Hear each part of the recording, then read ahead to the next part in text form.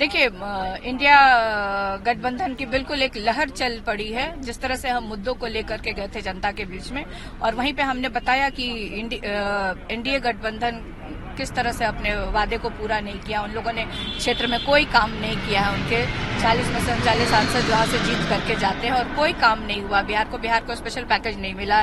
बेरोजगारी के मुद्दे पे भी ये लोग नाकाम रहे। प्रत्येक वर्ष उन्होंने कहा था कि 2 करोड़ नौकरी देंगे, 20 करोड़ नौकरी होती है, उसमें से उन्होंने कुछ नहीं किया। किसानों की आय दुगनी करने की बात कर रहे थे, महंगाई कम करने की बात कर रहे थे, और एक तरफ आप कहते हैं कि महिला सशक्तिकरण की बात करते हैं, और वहीं पे आप देखें ना कि 17 में से कितनी महिलाओं को इन लोगों ने जब अधिकार देने की बात आई, जब हिस्सेदारी देने की बात आई, तो कितने सांसद उम्मीदवार इन लोगों ने दिए? एक भी नहीं दिया। चिराग पासवान की मां के बारे में कुछ बातें कही गई। एनडीए लगातार हमलावर है, तरह तरह की बातें हो रही हैं। देखिए, ये दुखद है।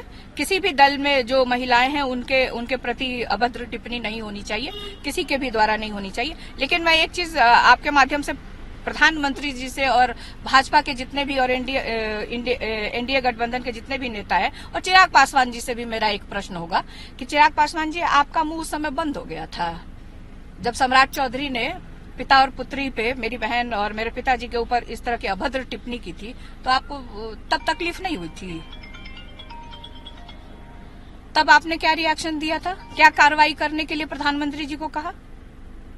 तो कथनी और करनी में फर्क मत करिए। ताली एक हाथ से नहीं बजती है।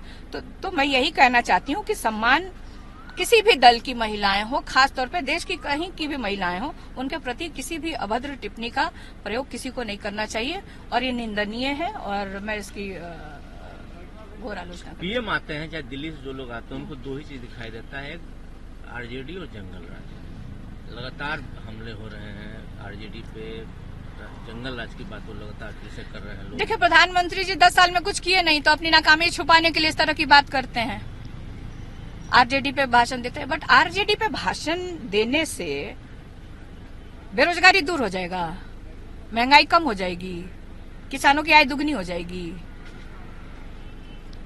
बिहार को स्पेशल पैकेज मिल जाएगा? नहीं मिलेगा ना।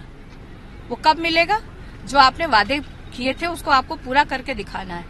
वहीं हम मुद्दों के साथ हम बात कर रहे हैं कि हमारी सरकार बनेगी तो हम अग्निवीर खत्म करेंगे, हम किसानों की आय दुगनी करेंगे, हम रोजगार देंगे, बिहार को स्पेशल पैकेज देंगे। तो ये सब मुद्दे जनता के बीच जा रहे हैं, और जनता ने पूरी भरोसा इंडिया गठबंधन के प्रति। 40 सीट पे चुनाव हो रहा है बिहार में, लेकिन सबसे ज्यादा चर्चा है पाटलिपुत्र और छपरा की।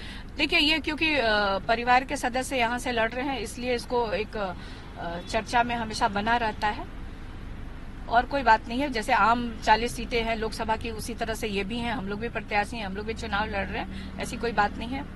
पहले तो एनडीए ने सवाल उठाया कि लालू जी प्रचार नहीं कर रहे हैं, और जब छपरा गए हैं तो लोग बोल रहे हैं कि कुछ उनको अंदेशा हो गया इसलिए छपरा में कैंप किए हुए हैं। नहीं, अंदेशा क्या हो गया?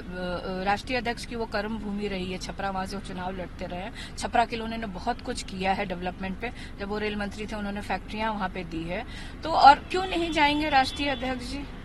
बदलाव होगा इस बार? बिल्कुल, परिवर्तन तो इस संसार का नियम है।